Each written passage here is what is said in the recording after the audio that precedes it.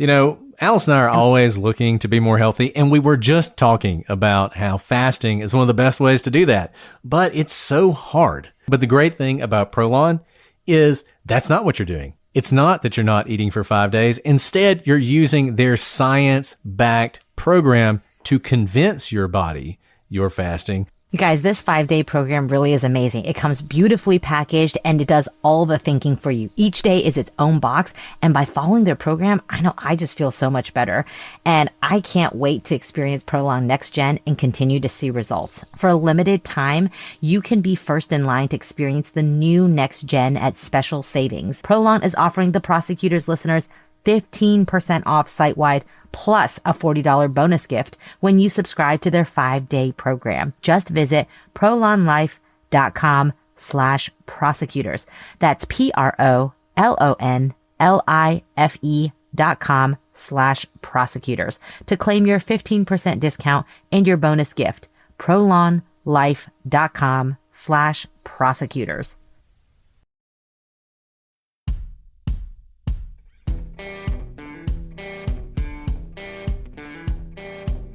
I'm Brett. And I'm Alice. And we are the Prosecutors.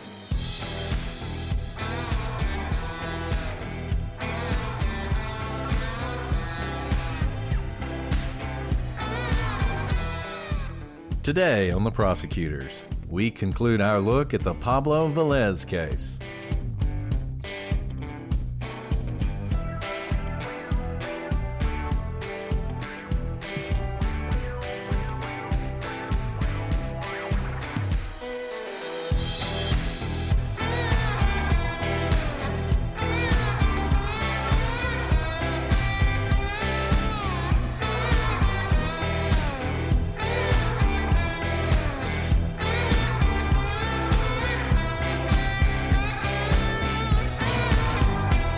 Hello, everybody, and welcome to this episode of The Prosecutors. I'm Brett, and I'm joined, as always, by my hermosa co-host, Hermosa. Alice. Hermosa. Español. Muy bien. Yeah, beautiful. Thank you. Which Whoever you suggested are it. 'Cause inside and out. whatever. I was going to say Brett would never say that. That was But Madison. That's not true. Thanks, Madison. And way to go pronouncing that. That was muy hermoso. Hermosa.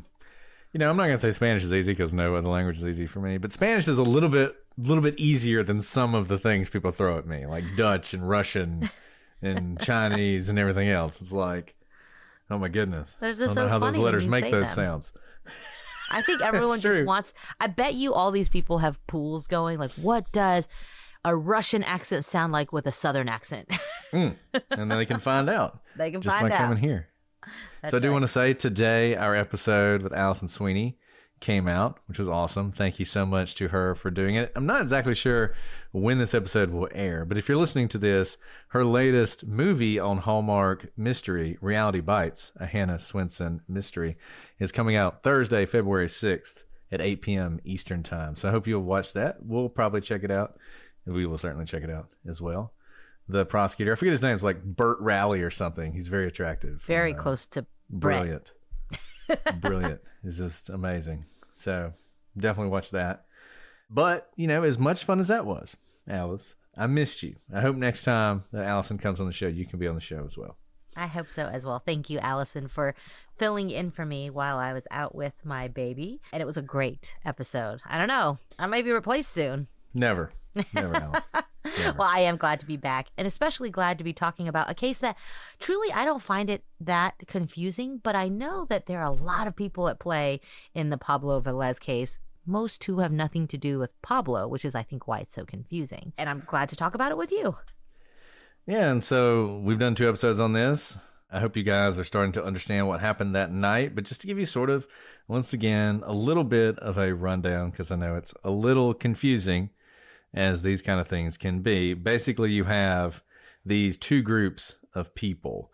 You have this individual, Adrian Payan. He gets beaten up by Jason Woolley, Richard Shorty Cisneros, and Ron Strandberg at a bar. The next night, he basically gets called back to the bar by his girlfriend, Claudia, who says, hey, the guys who beat you up are here. And he's smart enough to know 3-on-1 didn't work out last time, so he brings a few friends. So now it's Adrian, it's Esteban Rodriguez, and it's Emerson Bajorquez. These three guys show up, but unfortunately, what was a fight the night before becomes a shootout this night. There are at least 3 people shooting. One person is killed, and eventually Pablo Velez is identified by that girlfriend, Claudia, as one of the shooters. And we've been going through whether or not Pablo was actually involved. And let's talk about the forensics in this case. Remember, we already know there are 3 people who were involved in this incident before. So what are we looking at here? Well, as you might expect, there were 3 clusters of bullets. One was a 9mm casing, and this was actually the shot fired by Jason Woolley. Remember, he actually fires a gun into the ground as this confrontation is beginning, and that's what started the shooting from everyone else. There were also 223 casings. I think this is 5.56. If you guys are into guns, the NATO round, sort of what you see often in rifles, sort of long rifles, you would expect that. We see a group of these casings, and in fact, that was fired by the blue-shirted shooter in the north of the parking lot. And this is the individual that Claudia will later identify as Pablo. And there's a cluster of .40 caliber pistol rounds. These were most likely fired by Ron Strandberg because they match his gun and thereby parked cars on the south end of the parking lot. So basically, you've got this situation where there are people in 3 different areas of this bar. We talked about this before. Was this an ambush? It kind of feels like it was, because you have people at different positions sort of lined up to be shooting into the interior of this area. You also had some .40 caliber bullets that were on the ground that appeared to be as if someone was chasing Adrian. Remember, Adrian's the one who got beaten up, and sort of firing at him as he's running away. So you've got Ron Strandberg, a gun that matches him. You have Jason, who is firing his gun into the ground, right? So we know those 2 people are 2 of the shooters. And the question is, was there a third, and who was the third? Now, Claudia saw 2 shooters. She actually believed that Jason fired more than 1 shot into the ground and then chased Adrian, continuing to fire at him. This didn't happen because Jason, we know, was firing a 9mm. So it seems much more likely is that it was someone else. Now, one possibility could be that Woolley fired the 9mm from a .40 caliber pistol. This is something people have suggested, and continued firing these .40 calibers. This fits Claudia's memory and would fit the distribution of the rounds. This would be a very strange thing to do. It is theoretically possible to fire a 9mm bullet from a .40 caliber gun, but it's not something you'd recommend to anyone. It can damage the gun in the way that blows up and kills you. So you don't normally want to do that. It's a very strange thing to do. There's no reason to think he would do that. And since we have someone who's firing .40 caliber rounds, it's much more likely that Jason Woolley, he fires that 1 bullet into the ground. Maybe he chased after Adrian, but he wasn't shooting, and Ron was the one who was shooting, and that's why we see all these .40 caliber rounds. But the real question that we're concerned with here is who was shooting the 223? Who was the one with that third weapon, the blue-shirted individual? And it either is Shorty Cisneros or Pablo Velez Jr. The prosecution would eventually say it was Pablo who had shown up after working and apparently engaged in this shootout. And I guess Shorty Cisneros, he was there, but he was just the one person who wasn't shooting. I'm not gonna lie, that made me a little bit confused. No, and another thing about the theory about the 9mm bullet coming out of the .40 caliber gun is that's probably unlikely too, because we have, despite the whole it could blow up in your face and kill you if you put a 9mm in there, is that the way the clustering of the bullets are found, right? The cluster suggests, and look, why, I don't know. If this were an ambush, what is the purpose of Jason Woolley shooting 1 bullet into the ground? To set off a shootout where nobody knows whose bullets kills whom.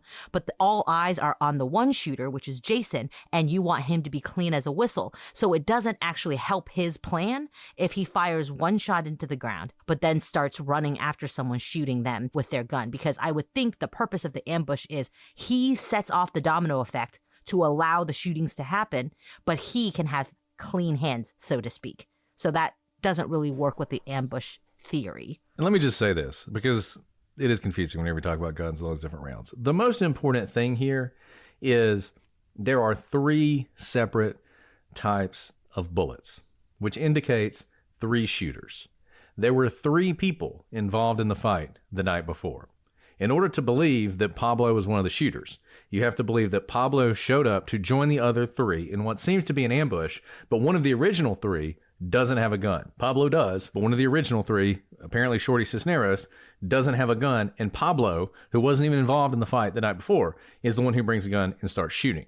It would seem more likely, if you're calling in extra backup, that there would have been 4 guns, because you want the most people shooting to ensure that you accomplish your objective. Right. And so the reason these 3 episodes may seem a bit confusing is because essentially we're talking about 2 stories. We're talking about what happened at the club, and then we're also talking about, in conjunction, Pablo's timeline and whether those 2 fit together. So let's talk about Pablo's girlfriend. So at some point in July, Pablo did have an all-night conversation with his ex-girlfriend, Anel. Pablo would tell police this occurred the night of the shooting. Remember the timeline? He says that he got back from his long-haul driving, goes home, eats some Lucky Charms, and then drives to his girlfriend's house. And apparently he says that they had an all-night conversation, which would be a good alibi because then it would mean he is somewhere, not at the shooting. And in fact, Pablo would tell Anel he thought it was the same night. Now, Anel wasn't sure, so she went to her job and determined that the conversation would have occurred on a night she had the next day off, as she would want to sleep in. And she worked on the 16th, which is the day after the murder. Because of looking at the calendar and thinking about probably wanting to have an all-night conversation when she could sleep in, she then believes and concludes that the conversation Pablo remembers having occurred 2 weeks later, on the 29th, instead of on the 15th, the night of the shooting. And this is because she also believed that she'd gone to the doctor around when the conversation occurred. So it's not that she definitively remembers this is not the night of the shooting. She's looking at her calendar and piecing together when she thinks it happened. And she, based on kind of things in her calendar, she thinks it actually happened 2 weeks later. However, Anel also indicated that this conversation Pablo talks about occurred around a phone call she believed they'd had in late July. But the phone call she thinks this conversation is about actually happened on July 13th, which would be 2 days before the night of the shooting. So what happened here? Is Pablo confused about when this conversation happened? Is Anel? Was Pablo asking Anel to just make up an alibi for him? And look, this is the problem with alibis. And we see this in every case that involves an alibi, is when you're relying on people's memories, everything gets confusing. And you see Anel doing what you want people to do when they're trying to remember. She's looking for sort of guideposts to hitch her memory to. So, if we'd done that, I would have done it on a night that I didn't have to go to work tomorrow. Now, she says that, and that makes sense in hindsight. Does that necessarily mean she was thinking that night when he showed up at her house? I don't know. Then there's the whole, it happened around a phone call. Well, that's the opposite of what she thinks, because she's saying this was late in the month, but that phone call happened right around when the conversation would have occurred. And so you're trying to figure this out, and the prosecution's obviously saying, look, this is him trying to cover up what happened. He is trying to build an alibi. But also recall this. What is actually happening here? At some point after this murder, Pablo is going to realize that he is a target of the investigation. At some point, the police are going to show up and start asking him about his cold car. And what is he going to do? What does any person do in that situation? They start thinking back. Man, what was I doing on that night? Right? And then he thinks he went over to her house. Now, whether he did or not, I don't think that's something that was nefarious that he would say that. We know this was at least a few weeks later. In her telling, the conversation doesn't happen until July 29th, right? So he's trying to remember back to a night, if he didn't do it, which was completely innocuous for him, right? It wouldn't have been a big deal. It was just another night that he got home from his trucking thing, and then he went over to her house, and they had this conversation. So I don't think you can say he's trying to create an alibi here, even if he's wrong. And certainly her memory is not that great either. And look, she's his ex-girlfriend. She's not happy with him. In the post-conviction stuff, there was obviously a lot of ineffective assistance of counsel claims. And Pablo had actually told his attorney, look, you really need to work on this witness because they're going to call her and she's mad at me. They had broken up for a reason, and you probably won't be surprised to find out it was because Pablo had cheated on her, right? And now he's trying to get her back, but she's not interested in it. So she's very angry. She's not inclined to help him, and she doesn't help him. But we see this all the time with these alibis. The alibis are a mirror. You see in them whatever you want to see, right? Like if you're somebody who wants to believe somebody's innocent, you'll look at the alibi and you'll say, rock solid. And if you want to believe someone's guilty, you'll look at the alibi and say, there's so many holes in that. There's no way. And we see this in every case with alibis, and it happened here. But here, it was another thing that helped the jury get to guilty because it made it seem like he was trying to fabricate an alibi to get off from this crime. And obviously, her testimony, I think, was pretty damning to him. Now, let's talk a little bit about his background. Pablo, he was a hardworking guy. He had no criminal record, but he was not an angel. He had been to the perfect rack, and probably evident to you now, that was a gang hangout. There were a lot of different gangs. There were a lot of fights, shootouts. I mean, this was just something that happened at the perfect rack, and he'd been there a couple times at least. His dad may have been a cocaine dealer. In fact, the only arrest on Pablo's record, he had been at his father's house when there was some sort of big drug bust of his father, and he was temporarily arrested. He was released, didn't have anything to do with it, but nevertheless, he has this close connection to his father. And I will tell you, I am certain that law enforcement viewed Pablo as sort of someone who is probably engaged in all sorts of criminal activity, but we haven't been able to get him yet. You know, he's Pablo Velez Jr., so Pablo Velez Sr., big drug trafficker. What are the chances Pablo's not involved, right?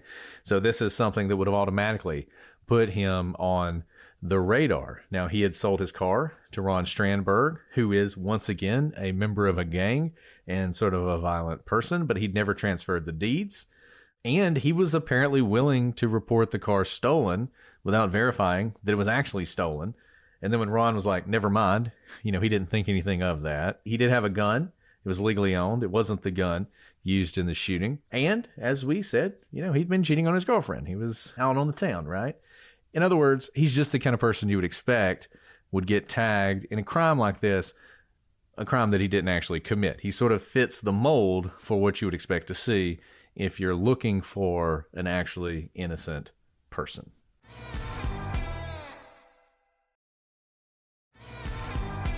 Here's the trouble with kind of not having clean hands in general, right? The reason he probably didn't question his friend on these things is he is around a gang hangout. Things like this happen probably all the time that don't involve someone getting killed, of course, something less, I guess, damaging than that. But they probably do things like this to help each other out with the law, not uncommonly. And so it's just another thing that you would do for a friend or a brother in your gang. And not knowing that you're essentially now the target of a murder investigation. So let's talk about Pablo's testimony then. Because Pablo testified in this case, and we've talked about you can always assert the fifth. You don't have to testify on your own behalf. And there's a jury instruction that says if the defendant doesn't testify, you can't hold it against them. There are lots of strategic reasons for the defense not to put up their client on the stand. For one, they may not be likable to the jury, right? Especially if you have someone who's not someone who sings in the church choir or is a sweet old grandma. If you have someone who may have cheated on their girlfriend or may hang out at the perfect rack, may have things that are just not very likable to a jury, that could be bad. You open them up to cross-examination, those sorts of things. But Pablo does choose to testify in this case. And you might wonder why, as there hasn't been any evidence that his testimony would need to rebut. In fact, it's pretty thin what the prosecution has in placing him even at the shooting. And here's the thing, Pablo never intended to testify. So what happened? Pablo had a number of witnesses who were going to testify on his behalf, and they were all present the final day of the state's case. At some point, Pablo's attorney, Mr. McLean, told them that they could all go home. But then the state finished their case more quickly than they expected. And McLean explained to the judge what happened, that he'd sent everyone home so as not to waste their time. And he asked for a recess. But we have talked about this before. You can't always time a trial, and the judge wants expediency in their trials. And the judge did in this case what happens in literally every trial that Brett and I have tried together. The judge said, call your next witness. It's your turn. That's it. This happens. This is why there's so much waiting around if you're a witness in a trial, because you don't know when this will happen. So he's like, look, I sent everyone home. I didn't know the state was going to finish as quickly as they did. Can we just have a recess until tomorrow? And you have to ask for a recess because otherwise the trial continues. You don't take breaks in trials. And the judge basically blinks and says, no, call your next witness. And if you don't call another witness, then you are forced to rest the case. And so the only person there, because all the witnesses were sent home, was his client, Pablo. And so with no prep or expectation he would need to testify, McLean called Pablo to the stand. This is like worst case scenario, but the other scenario would be that they would be forced to rest their case, closing arguments, submit to the jury. And now if we look back and just read a cold transcript of Pablo's testimony, the testimony actually went fine. It doesn't seem like the prosecution landed many blows, but of course we know that a cold transcript doesn't tell the whole story, and the jury isn't reading a cold transcript. They're seeing a live Pablo on the stand, seeing every twitch of the eye, every nervous jitter, and the way he responds to cross-examination, to direct testimony. And it is very different to hear that testimony in person than reading that transcript. And from reading the briefs, some of the briefs, this is obviously something that's raised in the ineffective assistance of counsel aspect of this case. Pablo essentially says that, he wasn't expecting to testify. He wasn't ready to testify. And it was a difficult process because he'd never testified before. He's getting asked his questions. Sometimes he's getting confused. He's trying to figure out exactly what he's being asked.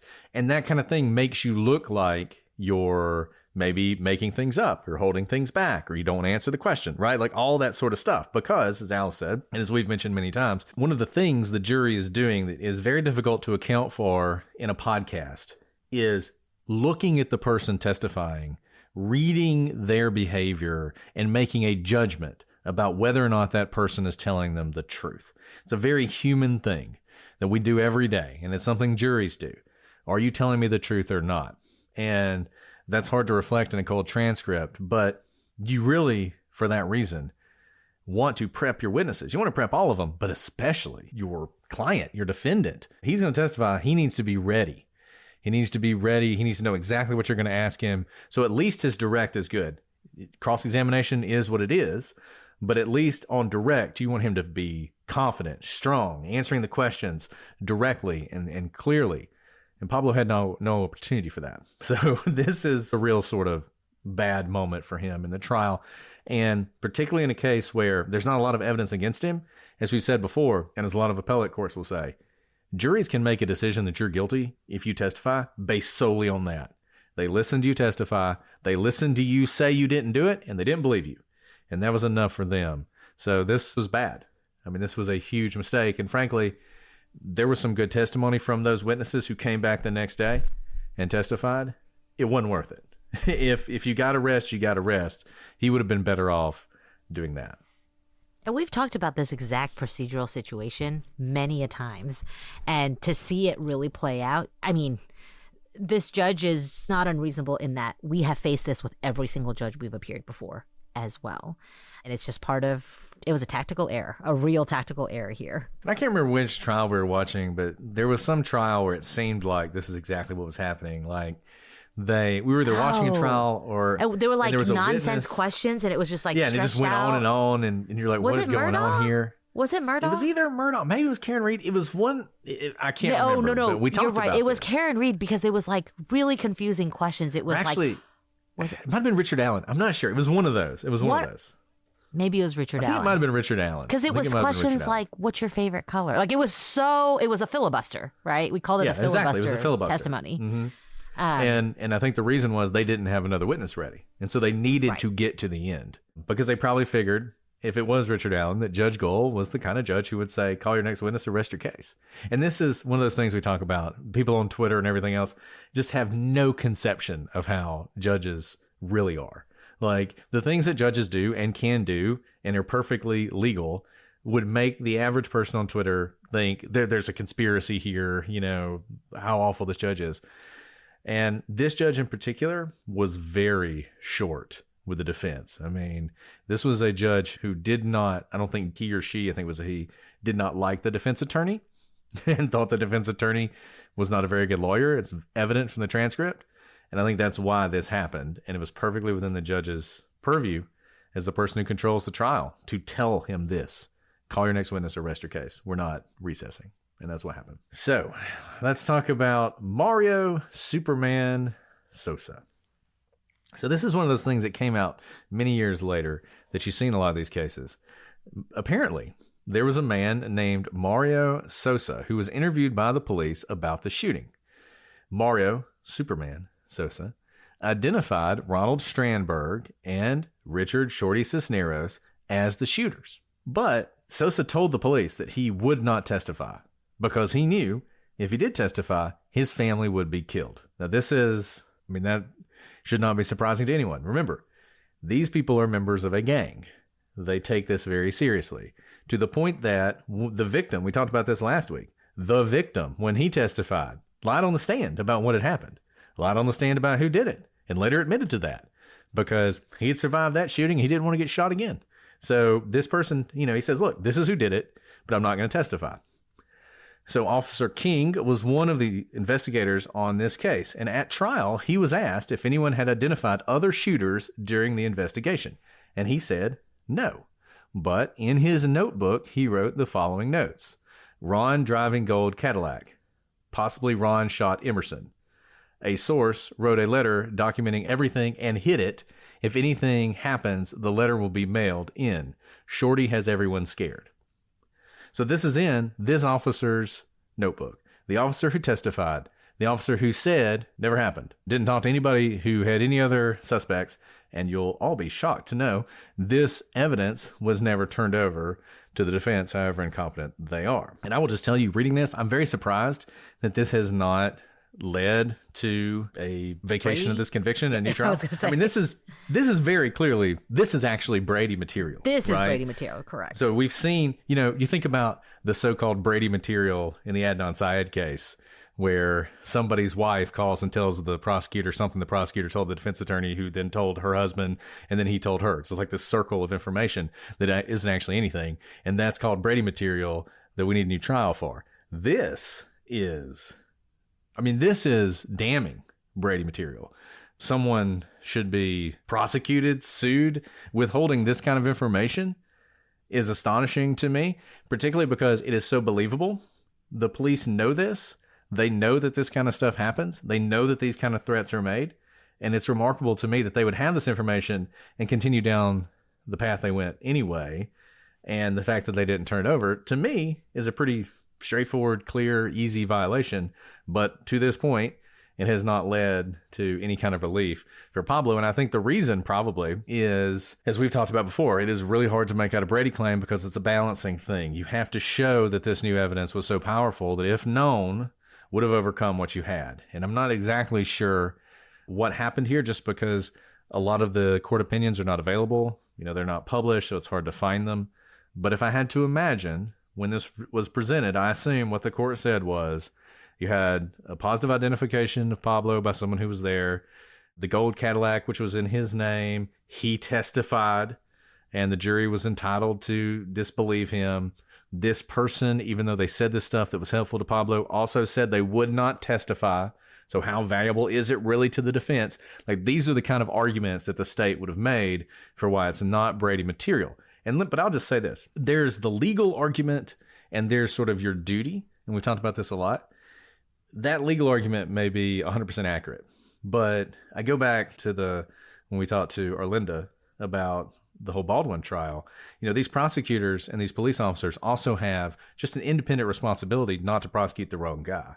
And I feel like you have somebody come in and tell you this, it should really give you pause about continuing that prosecution. So the defense submits additional affidavits on post-conviction appeals to tell their side of the story. And this is some really interesting stuff. So affidavits are obviously sworn testimonies, but in writing. And they do have a different role, though. You can understand why someone testifies at trial, and then they submit an affidavit later on that may change their trial testimony, how problematic that can be, because what could have made them change it? Well, here we have Claudia, who was obviously she's the one who identified Pablo in the lineup. Remember, she's the one who followed the gold Cadillac, remembered the license plate number, wrote it down in her Bible, that whole thing. Now, in her affidavit, Claudia explained that during Jason Woolley's trial, she had testified, and a man was sitting behind Jason taking notes. Now, Claudia immediately recognized that that man was the blue-shirted shooter, the one that she had originally identified as Pablo. And she assumed it was the same man she'd picked out in the photo lineup. But when she shows up at Pablo's trial and sees Pablo Velez for the first time, she's immediately sure that's not the same guy. She finds the ADA on the case, Eileen Bogar, and tells her Pablo is not the guy. That is not the blue-shirted shooter. That is not the person I meant to pick out in the photo lineup. And she tells her, and this is where it's disturbing in her affidavit, she says that the district attorney tells her it's too late to change her story and that she should just answer the questions with whatever she told the police originally. And, may not be a surprise to you guys at this point, the man taking notes during Jason's trial, Richard Shorty Cisneros. By the way, that's not true. You're allowed to change your testimony anytime, especially if you think it's not the truth. So I don't know if the district attorney really said that and if Claudia really as forcefully told her I got it wrong. People tend to be more black and white in their affidavits. I don't know the actual conversation. So before we pile on the ADA, it's possible the conversation happened where it was a little bit less black and white as this. You can imagine something like, I don't know, I'm getting real nervous. How do I know this is the right guy? I don't know. I don't even know what it is, what's up anymore. I don't know that I want to testify. I don't know if it's him anymore. And then you can imagine the ADA being like, everyone gets nerves when they get on the stand. So remember what you told the police. You were sure of it. We went through it many times. You didn't misremember anything, right? You don't have to be worried. These people are not judging you. It's not about you. You can imagine that conversation. That's in the best light possible. But if it happens as Claudia says, you can imagine that's very bad. Because if she says, this is not the truth, I now realize the error I made. I am sure that's not the same person. And an attorney is telling her, doesn't matter. Don't change your testimony. That obviously would be problematic. You can always change your testimony, especially when you're under oath. And this is the point where typically my critics would say, I now am going to make excuses for the prosecutor or the police. Because ordinarily, what I would do is sort of what Alice did. I think it's really important when we talk about these cases. It is so easy to demonize people. Think about all those cases of missing and murdered Indigenous women where we're dealing with the RCMP. It would just be really easy just to be like, look, the RCMP's evil, and they're just a bunch of corrupt jerks, and they should be disbanded, right? That'd be really easy to do. I think much more effective and much more, if you want to actually have constructive change, try and figure out why these things happened and why these people did what they did and see if you can fix it. Could be things like lack of resources, that kind of thing. I think that's very important. And I think Alice just made a really good point. It's very easy in affidavits to be very black and white. However, in this case, I think there is reason to believe this is exactly what happened. You see recantations all the time, right? And oftentimes they are absolute crap to the point that the courts don't really take recantations seriously because it's so easy. I mean, 20 years ago, you testified the guy did it. Then you have some advocate come along and say, oh, it's been 20 years, so the perjury statute of limitations has passed. So now if you say he didn't do it, you get him out of jail and there'd be no consequences. And then all of a sudden they recant, right? And is that a real recantation or is it a false recantation? You can have false recantations just like you can have false confessions. However, in this case, number one, Claudia's recantation is immediate. Yes, we have this affidavit, but remember, when she testifies on the stand, she doesn't testify it was Pablo. She is testifying consistent with what she says in her affidavit.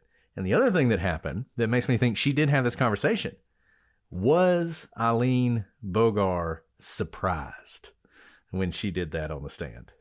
No, she wasn't. As a matter of fact, she told the jury in openings that she expected that the witness would not actually identify Pablo.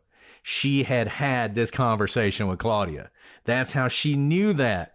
You wouldn't say that otherwise. And when she got up on the stand and said that, you would be shocked and you'd be fumbling all over yourself. She knew that she was going to say it wasn't Pablo. They had had this conversation, and she had prepared a backup plan on how to deal with it if she didn't just go along with what she'd said before. So I think this is absolutely what happened. I think this is the kind of recantation that has all sorts of support for it, because it's not one that happened years later. It was one that happened at trial. I think it gives it even more credence that she recognizes the man sitting behind Jason Woolley taking notes when she doesn't know who Cisneros is. So it's not like she's playing a game and trying to pin this on someone. She independently recognizes someone, as opposed to just saying, oh, Pablo doesn't look like the person I remember. She can say that confidently because she has identified the actual person who she did see. So I think those two independent factors really support this type of recantation, where it's not just a willy-nilly recantation because you were strong-armed by an attorney to submit a helpful affidavit. So let's talk about Christopher Newby.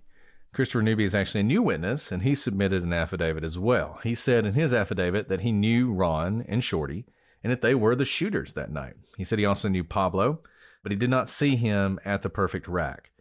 He said in his affidavit that he never reached out to police because he knew the reputations of the shooters and he did not want to be viewed as a snitch. Now, this kind of affidavit, ordinarily, I would not give much credence to, just because anybody can submit an affidavit 20 years later to help out a buddy and say, well, I was there, I saw it, sorry. But there's a couple things about it. Number one, it's consistent with what other people have said, with who the shooters would have been. And number two, his reason for not coming forward is consistent with other things we've heard, that witnesses were afraid. And remember, when we went through the timeline, we mentioned that incident after the Perfect Rack, where there was a shooting and some people got beaten up and there was no report ever made. But what were we told was happening there? Ron and Shorty were threatening witnesses who had been at the Perfect Rack. All of that fits with what Christopher Newby is saying. So even though in isolation his affidavit might not be all that convincing, I think given the other evidence in the case, it feels much more likely to be true than maybe what you would ordinarily see. And Jason Woolley himself submits an affidavit. In his affidavit, he said that there were 3 shooters, 2 of whom were in the gold Cadillac. Jason refused to identify the 2 men in the Cadillac as he feared for his safety, something that we've heard of more than once in this case. And he would say that he knew, quote, without a doubt that Pablo wasn't one of them and had, quote, absolutely no involvement in the shootings. He said, Pablo doesn't deserve to be locked up. This is pretty big. Again, we know this is gang related, and so he's not willing to go so far as to name who the shooters are, but he's saying Pablo had nothing to do with it. Don't lock him up. Don't lock up this innocent man. And yeah, and this is another one that in a different circumstance I wouldn't put a whole lot of stock into. If this were just Jason Woolley and another gang member who's also in prison and he's willing to take the hit, you see that happen all the time. You see members of gangs will take the hit for other members of gangs, particularly higher ranked members of gangs, say they were the lone shooter when there were obviously 2 people. And a lot of times they'll get money on their books. They'll get respect in prison. When they get out, they're going to get all sorts of credit. You see that happen. That is obviously not the case here. There's no evidence that Pablo was even in the gang. In fact, he wasn't in the gang as far as we know. Jason has no reason to do this. And in fact, he's expressing the same fear that everyone else has expressed if he names the shooters, but he is willing to say it was not Pablo. Pablo didn't do it. And so I think this is also an affidavit that you give more credence to than you might in a different kind of case. So obviously we started this saying we were looking at this because this is an assertion of actual innocence for Pablo, right? So let's look at the case for Pablo's innocence now that we've gone through the trial, the affidavits post-trial, and other aspects of the investigation. So Pablo's claims, and this seems supported by his ex-girlfriend, that he couldn't make the payments on the car, so he gave it to a friend, the friend being Ron Strandberg, and on the condition that Ron would take over making the payments. Now, this claim is further supported by Abraham Song, who is the owner of E-Race Performance. Now, Song testified on July 8th, 2004, that Ron Strandberg took a gold Cadillac DeVille registered in Pablo Velez's name in to have a stereo fitted. We talked about this earlier. I don't think they're that good friends that he's just having a stereo fitted for Pablo. He was doing this because he got the car from Pablo, and this was now his car. He was making his own, touches to it. He was putting in the stereo because this was now his car. So that's one. Claudia Beltran, she afterwards, in that affidavit, says it was Richard Shorty Cisneros was the one who she identified in the lineup, not Pablo Velez Jr. Also, in the typed up report of her initial photo identification, it says that Claudia said, quote, "He looks like him." But in Detective King's handwritten notes, it also said that Claudia said that the blue shirted shooter had lighter hair. So even at the time where she made the quote unquote positive identification, there were doubts. It wasn't absolutely, that's the guy I saw.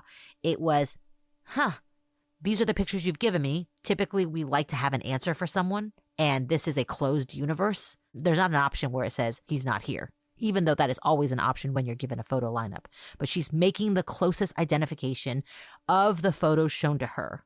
And even then she's saying, this looks like him, but not exactly because the person I saw had lighter hair. Now, Claudia also, we know, had a number of Long Island iced teas the night of the shooting, which may have affected her recollection because she was probably a little bit inebriated, or maybe a lot inebriated. And when Claudia testified at Pablo's trial, she said she did not see the shooter in the courtroom and said that Pablo was heavier, taller, and had darker hair than the shooter, essentially saying Pablo is not the shooter. And Claudia later said, as we know in the affidavit, that the prosecutor even knew this because Claudia told the prosecutor the morning of the trial that Pablo was not the blue-shirted shooter. In her affidavit, the prosecutor told Claudia it was too late and she should answer the questions with whatever she told the police originally. Another point for the case for Pablo's innocence. Nancy Almanza said that she did not see Pablo at the rack the evening of the shooting. And in fact, there was no evidence that Pablo was at the Perfect Rack that evening. Other than Claudia, no one saw him there. The only other person who said Pablo was there was Adrian Payan, and he has since said he lied about that. And in fact, we knew at the time that he was lying because he said Pablo was there earlier than he physically could have been. The shooters in this case were likely the three shooters, were likely the three men who beat up Adrian Payan the night before: Jason Woolley, Ron Strandberg, and Shorty Cisneros. As we've said, Cisneros closely matches the description of the shooter Claudia initially gave to police. I feel like we could have done one episode 5 minutes long and just said, Claudia said the shooter was 5'4". Cisneros' nickname is Shorty, and not because he is tall. He was involved in the fight the night before. He is likely the shooter. This is not rocket science here, right? And we know, or we've heard, that Cisneros to this day is still putting money on Jason Woolley's account in prison, which, as I said earlier, is the kind of thing that happens in these gang-related issues when you're helping out a buddy who's making sure you're not going to prison. We know that the .40 caliber shell casings found at the Perfect Rack scene matched the casings found during a June 2004 incident where Strandberg was shooting into the air. We know that Cisneros, Woolley, and Strandberg were out intimidating witnesses following the shooting. Guess who wasn't with them? Pablo. And one thing that's interesting about the bullets, we talked about that earlier, it seems this evidence didn't actually make it into trial. And it appears that this was a screw up by the defense because the issue wasn't even preserved. When this came up in the appeal, the appellate court said, look, interesting, but you didn't preserve it, so we're not even going to address it. Which, once again, his defense attorney was not the best. We know Jason Woolley, despite getting money on his account, has said that Pablo was not involved. As I said, Adrian Payan has recanted. Now says Pablo wasn't even there. There were 51 calls the day before between Cisneros, Strandberg, and Woolley leading up to and just after the shooting.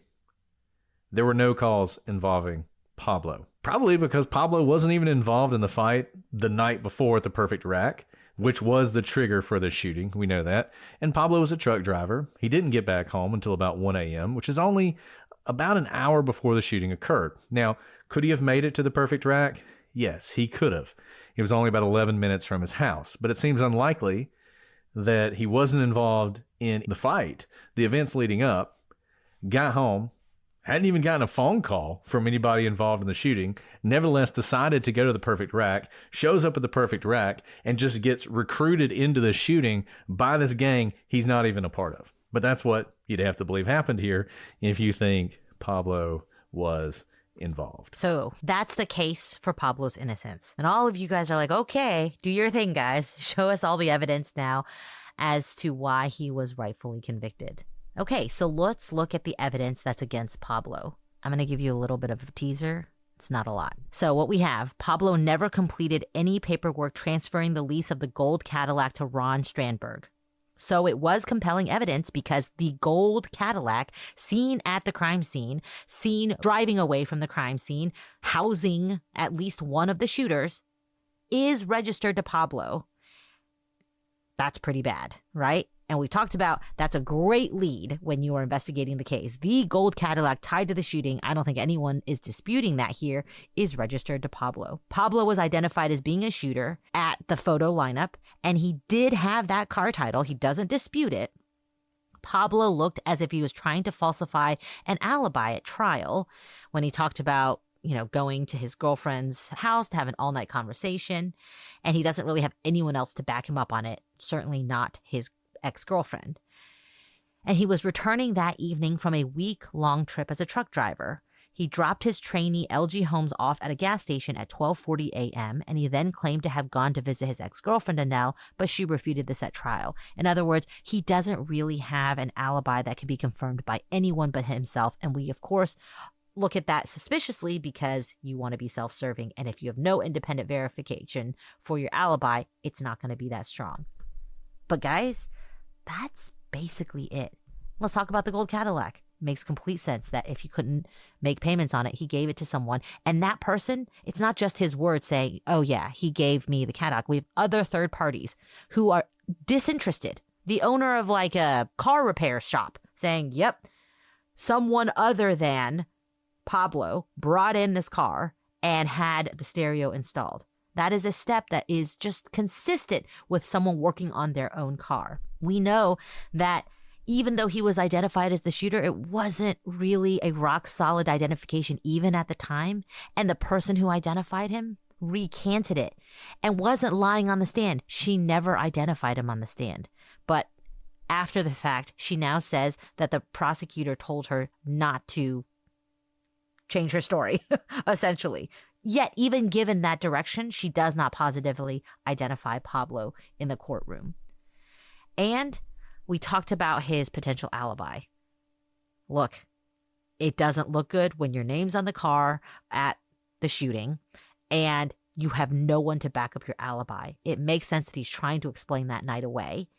And even if he misremembered when this conversation happened, there's no one who can back him up on any of this. And so it's his word against everyone else's, but this is a very thin case with respect to placing Pablo there, especially when you then bring in his cell phone pings and the possibility of him even being there. And then when you step away and look at why would he be there? How could he even know to be there? And what did they have against him? The end of the day, I would say not that much. And, I am always skeptical of these cases. We talked about why. These cases become cause celebs and people bury the real evidence and they twist things and they try and convince you that everybody's innocent when most people are guilty. And so I just want to say to those of you out there who feel like that and often feel like everyone is guilty and disagrees with us and everyone we say is not guilty. The thing that I know you're probably thinking, and I just want to go through it one more time. What are the chances that Pablo's car was there that night and someone identified him as the shooter? That seems like too strong a coincidence to ignore, despite everything else we've said. But I want to remind you how that happened. Because his car was there, the police were already suspicious of him. Claudia gives a description of the shooter. Had his car not been there, based on that description, Pablo's picture would not have been in that lineup because he doesn't fit the description. They put his picture in the lineup despite the fact he did not fit her description because he is the owner of the Cadillac. This is not necessarily as nefarious as some people make it out to be because, as we've said, eyewitness accounts are really bad. And so, maybe she's saying the guy's 5'4", she's saying he's her height, but he's really 6 feet tall. Is that likely? No, it's not likely, but maybe. And so they went ahead and put the picture of the guy who owned the Cadillac that was there in there. There are 6 photos there. So just on pure chance, there's what? An 17% chance? 16% chance, 16.5% chance, whatever. I don't do math. There's 5 is 20, so under 20%. Yeah, under 20% chance, but a not insignificant chance that she's going to pick him randomly. And if you look at the picture of Shorty Cisneros, as we've put up and as we'll put on the website, next to him, they look very similar. And they didn't use a full body. They just used his face. So that coincidence, which seems so compelling at first, and I thought was compelling at first when I first looked at this case, I was like, when you look at it, when you put any amount of, a microscope on it, all of a sudden it starts to fall apart. And I do think it falls apart in this case. And I'll just tell you, we've done a lot of these cases, several people that we think are innocent. Pablo is the most innocent of anyone we've done. Like, I see this case and it just seems to me this is so obviously a wrongful conviction. It's so obviously a situation where I think the police basically were like, hey, there were 3 shooters. We know one guy, the guy who shot into the ground. We know him absolutely. We think Ron Strandberg was there. We think Shorty Cisneros was there, but we can't prove it. But we got somebody saying Pablo was there, and Pablo is the son of a drug dealer. So by goodness, great opportunity to get a bad guy off the street. A little shaky, but that's fine. We'll let the jury decide, right? And they rolled with it, and he gets convicted. And they all went home feeling fine because he's a bad guy anyway. And that's how a wrongful conviction happens. And I think that's how this wrongful conviction happened here. I don't really have any doubt that Pablo is innocent. He currently, as we speak, is up for parole. I think his parole will be decided in April. And we can hope that he'll at least be paroled and released. But that's not going to change the fact that he spent 20 years in prison for a crime that I think it's evident he didn't commit. Alice, you want to tell me why I'm wrong? No, you were right. You are absolutely right. It was a little bit shocking to see how thin the case was against him, especially when you saw Claudia's, I don't even want to call it recantation, because I think she was consistent from the beginning when she identified, quote unquote, him in the photo lineup.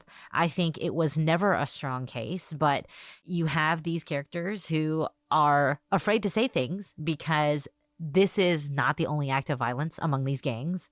This will not be the last one. There's going to be a lot more. There's a lot of witness tampering outside of all of this. And when you have an easy person to pin it on, well, Pablo's name is on the gold Cadillac. Let's run with it. You don't even have to do that much witness tampering as a gang member to keep people quiet, right? The police naturally followed the lead. I agree that they should have investigated Pablo. He should have been suspect really number 1 to look into because of his name on the car that was seen, speeding away from the shooting. But if they did any sort of digging, they should not have stuck there. We always say leads are just that until proven not a viable lead in your case. No, I don't have any doubt that he's innocent. And it's a real travesty that we don't spend all our resources on these types of cases instead of the Adnan Syed case. That's the part that I think is horrible. Even us, we did 3 episodes on this. How many did we do on Adnan? Not because we liked Adnan, but because we had to refute all of the noise that was said out there about him. This is pretty cut and dry. And here's the thing. This isn't just based on feeling. This is based on the court record. This is based on affidavits. This is based on the briefings. Obviously, we weren't at the trials at the time, but read the transcripts. It's all there for you. And I think you would be hard-pressed to find any more. If you think we're leaving out some sort of key piece of evidence that pins this directly on Pablo, I think we laid it out very clearly for you what the evidence is against him. It's not nothing, but it falls apart pretty quickly upon any sort of digging. So if you think differently, I'd love to hear from it, because this is exactly the type of conversation we'd like to have about it. And I think that's productive conversation. But those 3, that's it. I think Alice is right. It is sad we don't spend more time on it. And I'll say we received an email from Lisa Martinez, who is Pablo's advocate, 3 or 4 years ago about this case. And we get emails all the time from people who want us to do cases, people who just want to look into convictions, everything else, and put them on a list, move on. And at some point came back to this case and started looking at it and realized, Wish we'd have done this one earlier, right? Not like it would make any difference as doing it, but nevertheless, I mean, I think it's always good to bring attention to these cases. I mentioned Lisa. Lisa is going to write an article for the True Crime Times, which is our Substack that we've talked about. Should be out as this episode's coming out, so check that to see that. She's been working on Pablo's case for a long time.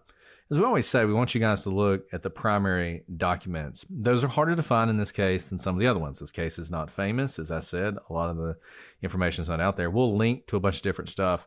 There's a Facebook page that has a lot of information on this.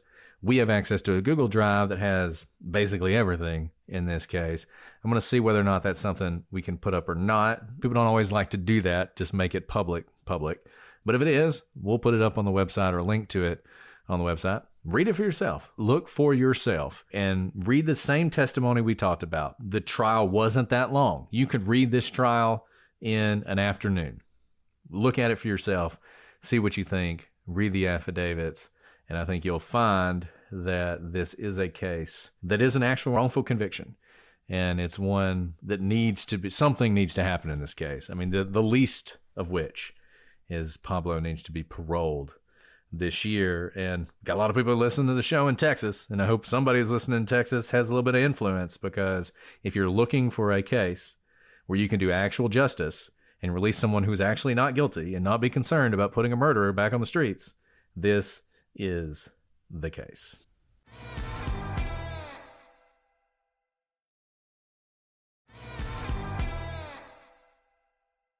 All right. Well, Alice, do you have anything else you want to say about this case before we move on to the rest of the evening? No, other than please listen to these 3 episodes. It's not that confusing. I think we laid it out at the very end. Like the bottom line, y'all, if you want to skip the first 2 episodes and just jump to the end, it's a thin case. Read it for yourself. You can do it very quickly. And then if you're affiliated with Innocence Project type kinds of representation, take this one up. Drop Scotty P. Scott Peterson doesn't need you. I'm sorry. That guy is guilty. Pick up this one. You can do a lot of good here. And this is ironic, but I'm going to say it anyway. We've actually seen this recently. Those of you who follow some of the goings on in Washington, we're currently at the end of President Biden's term as we discuss this. And President Biden, in one of his last acts, commuted a bunch of death penalty sentences. Well, all of them, except for all of them 2. Except for like the people we really don't like. Yeah. No, there's basically no everybody. Due process problem there, right? Like, you guys, you're cool.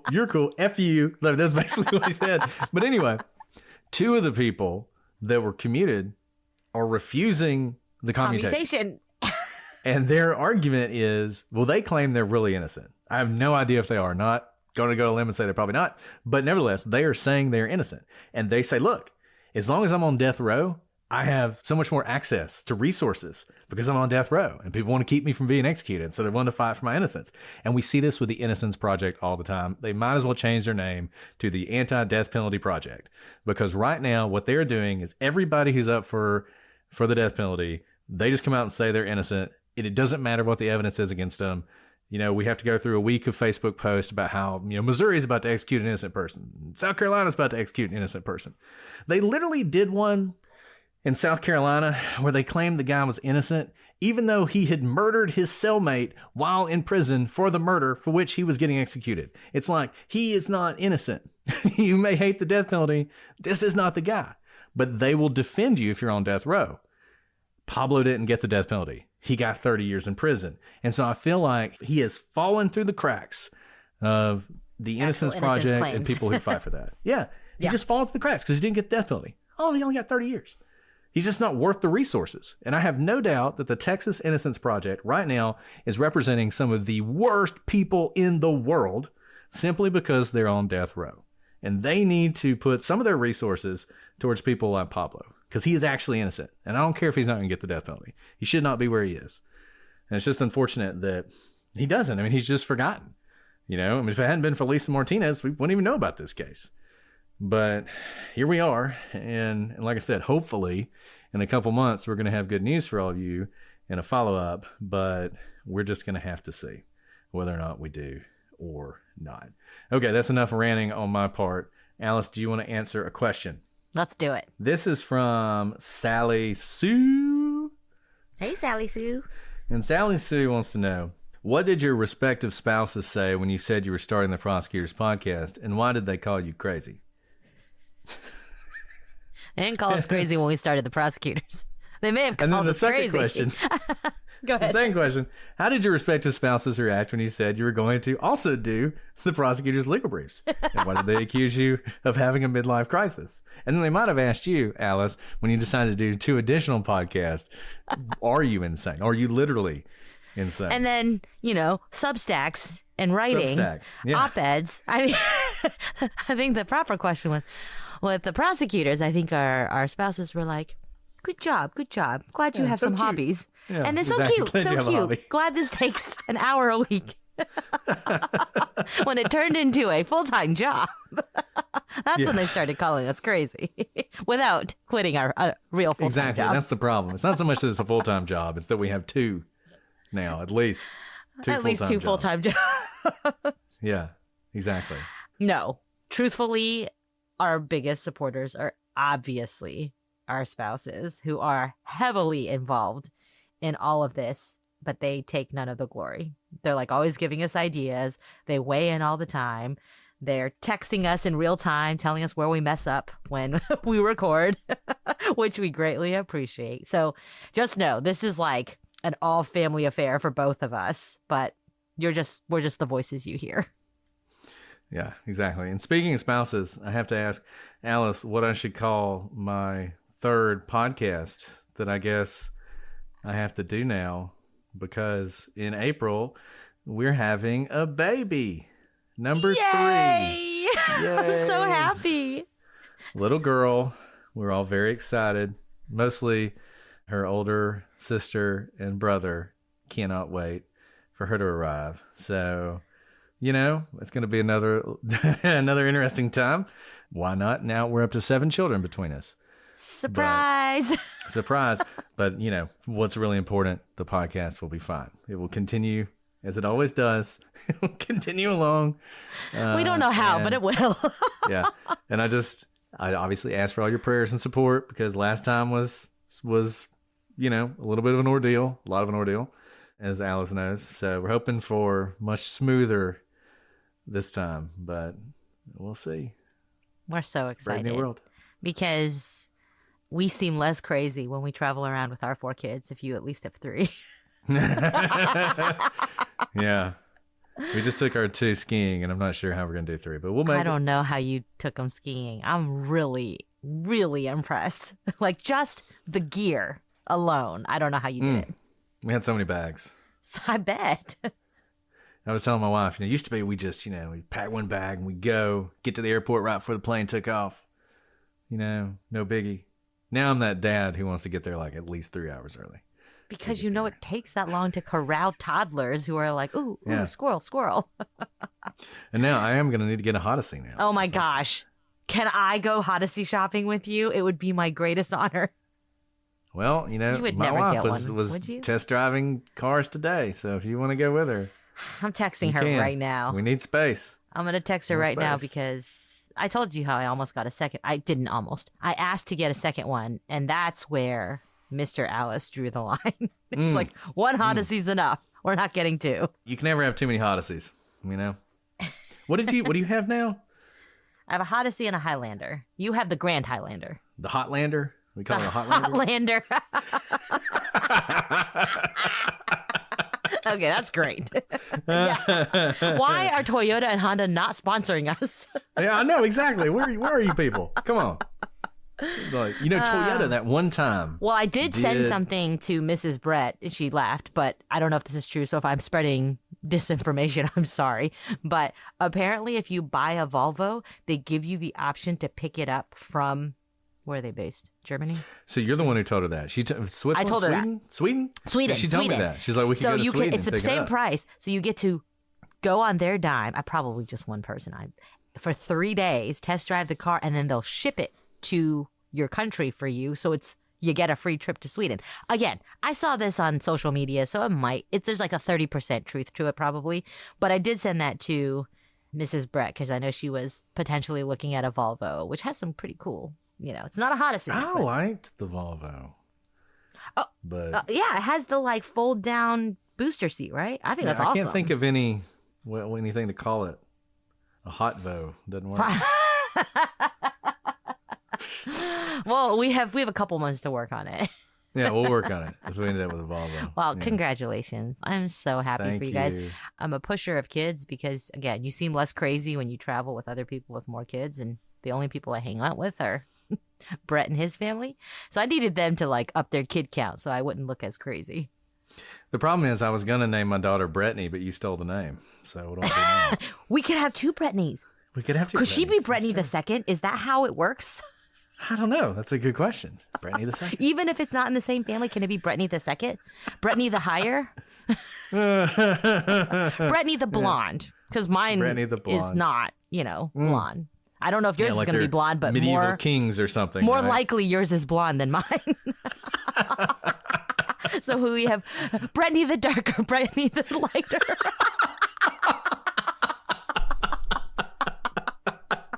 Let's just go ahead and cancel ourselves right now. Yeah, why not? Why not? Absolutely. Anyway, well, thank you guys for all your support. Thank you, Alice, for all your support. You know, we're all doing this together, right? We're just getting through it together. So Thanks for living the life best we with us, can. guys. This is yeah, real.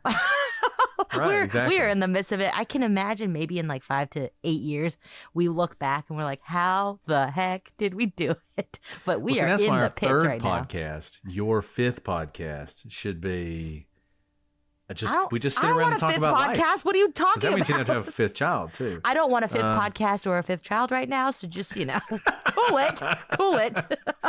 Would you guys listen to our lifestyle podcast? We do all these ads for lifestyle podcasts, and they're like, I talk about my day with my friends and my love life and all this other stuff. And I'm like, who listen? Not, I'm sorry if that's one of the ads on this episode. It's like, who listens to this stuff? But apparently a lot of people. I feel like we are just having children into our new podcast, which is about kids, like parents, right? Yeah, there you go. We just transitioned into parenting podcast. Oh my goodness. Anyway. Anyways, I really am so happy for you guys. That was a really great little treat for our 45 best friends right here. Yeah, exactly. You can feel free to tell everybody else too. It doesn't matter to me. I don't keep things secret like Alice does. It's fine. It wasn't secret. If you saw me in person, it was definitely not a secret. Well, I think when you had Brittany, didn't we go to an event with some listeners and you were very pregnant? I was that very Brittany? pregnant, and they were like, hi. And they It was did a one of great those like job keeping it a pretending secret. like they didn't look below my eyeballs. And I was like, Yeah. you guys, I'm so pregnant. Yeah, yeah. I think And I they was like knew the 8 and a whole half time. months pregnant. Yeah, you were very pregnant. At the And it time. was at a bar. It was at a bar. And you were drinking, so I wasn't drinking, but I Like was a at a lot. bar, like 8 months pregnant. yeah. That's the secret is Alice drinks all the time. You guys just don't know it. I don't. It's always water. So, this is our... That's what you don't know. Yeah. That's the behind the scenes. That's the true conspiracy. Man, I hope Huggies, I hope they actually sponsor Dude, us by sending Huggies needs us to load up on diapers us. because they can pay us in diapers and it would be about the same thing right now. Diapers Yes. are gold right now. We need to let Podcast One know. Like, by the way, in case you didn't know, new we baby. have a lot of and babies another up in baby. here. A lot of babies. We got you, baby. We need more. We got you, baby. we More got you, diapers. babies. Babies. So many babies. Prosecute parenting. I like that. Prosa parenting. Prosa parenting. Yeah. I mean, it's true, right? Because, there would be a lot of anecdotes because I'm already working on them. My oldest is not that old, but he's in first grade. But I try to use my scare tactics on him and his friends all the time. They'll be like, blah, blah, blah. Well, you'll go to jail. And I was like, who actually gets put to jail by me? Yeah. And they're like, you're kind of scary. My kids are all about putting people in jail now. That's like their big thing. Yeah. They put me in Unfortunately, jail the earlier prosecutor today. side really rubs off. Yeah. Anyways. All right. So well, happy. this is all fodder for podcast number 3, Prosa parenting. Prosa The parenting. Prosa parenters. We're kidding, guys. We're so tired. We're not kidding about the baby. You're kidding about the third podcast. Yeah. Well, Maybe. either way, we're going to do another show next week. I have no idea what it's going to be about. Couldn't tell you. Haven't even thought about it. Someone go commit a crime. We'll do We'll it. figure it out. Yeah. Okay. Well, thank you all for following on this. Keep Pablo in your prayers too as he goes through this process of getting parole. We will let you know if we hear anything about that. All right, Alice. Well, do you have anything else you want to add? I assume no, but I'll let you say whatever you want. Congratulations. Thank you. Thank you so much. All right. Well, we will be back next week with a mystery. Just not sure what it is. In fact, it's a mystery even to us. But until then, I'm Brett. And I'm Alice. And we are the Prosecutors.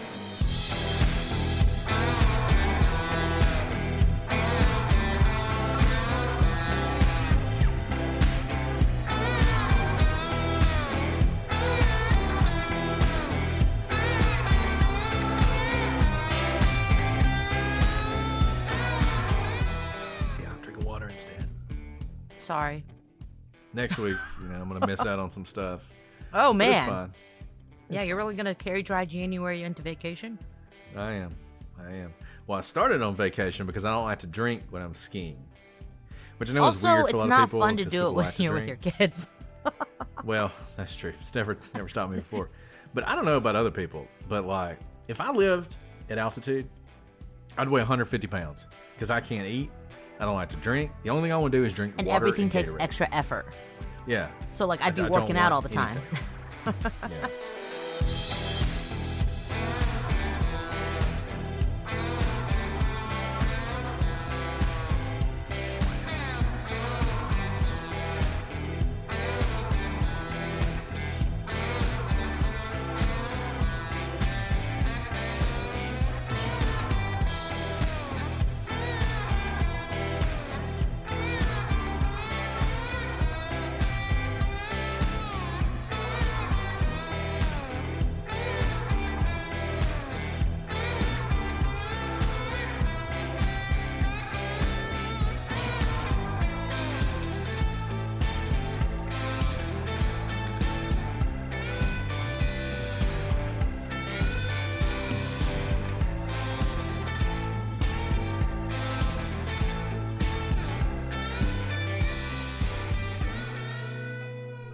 It really for is. me. I'm, more power to you people who who are all about the, what is it? Après skiing. Yeah. It's like all about what's after, going to the bar, going to the lodge and maybe drinking. A smoothie. I mean, a smoothie. Exactly. I mean, a s'more. Dude, I just chug Gatorade the whole time.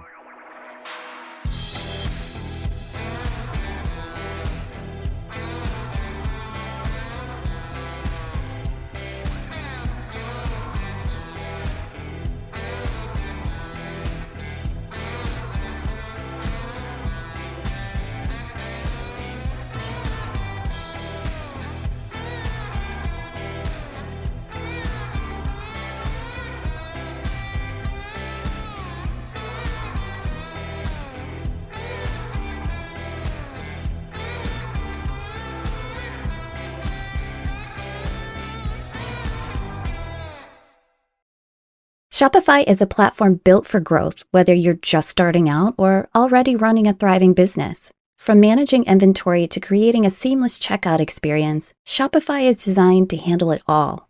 And it doesn't stop there. Shopify helps you sell everywhere your customers are, online or in person. It's the ultimate tool for turning big dreams into big wins. Sign up for your $1 per month trial period at shopify.com/OPP,